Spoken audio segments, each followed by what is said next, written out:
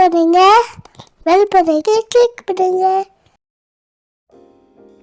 Hello all, இன்றைக்கி நம்ம சேனலில் என்ன பார்க்க போகிறோம்னா பால் கொழுக்கட்டை எப்படி செய்கிறதுன்னு தான் பார்க்க போகிறோம். அதுக்கு ஃபஸ்ட்டு ஒரு வானல் எடுத்து கொஞ்சமாக தண்ணி சூடு பண்ணிக்கலாம். தண்ணி சூடானோன்னே அதில் அரிசி மாவை கொட்டி நல்லா கிளறி விட்டுக்கிட்டே இருக்கலாம்.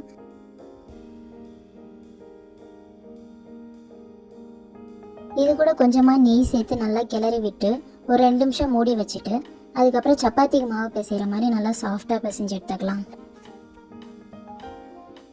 கையில் கொஞ்சமாக எண்ணெய் தடவிட்டு குலோப் ஜாமுனுக்கு உருண்டை பிடிக்கிற மாதிரி நல்லா சாஃப்டாக உருண்டை பிடிச்சி எடுத்து வச்சுக்கலாம். இன்னொரு அடுப்பில் வெள்ளைப்பாகு அப்படியே ரெடி பண்ணிக்கலாம்.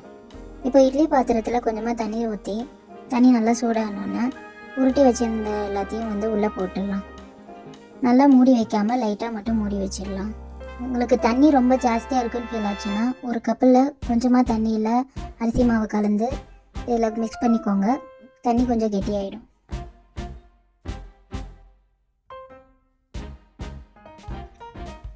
இப்போ கொஞ்சமாக தேங்காய் துருவி எடுத்து வச்சுக்கலாம்.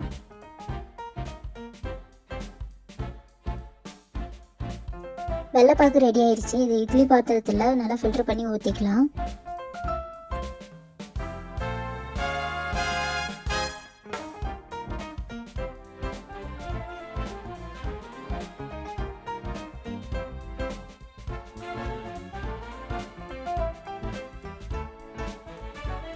இப்போ நல்லா கொதி வந்துடுச்சு, உருண்டையும் நல்லா வெந்துடுச்சு. இப்போ இடித்து வச்சுருந்த ஏலக்காய் பொடியை மேலே தூவிட்டு துருவி வச்சுருந்த தேங்காயையும் மேலே தூவிட்டு ஒரு கொதி வந்தோன்னே சர்வ் பண்ணி சாப்பிட்லாம். குழந்தைங்களுக்கெல்லாம் கொடுத்தீங்கன்னா ரொம்ப பிடிக்கும். கண்டிப்பாக வீட்டில் ட்ரை பண்ணி பாருங்கள். பாய்.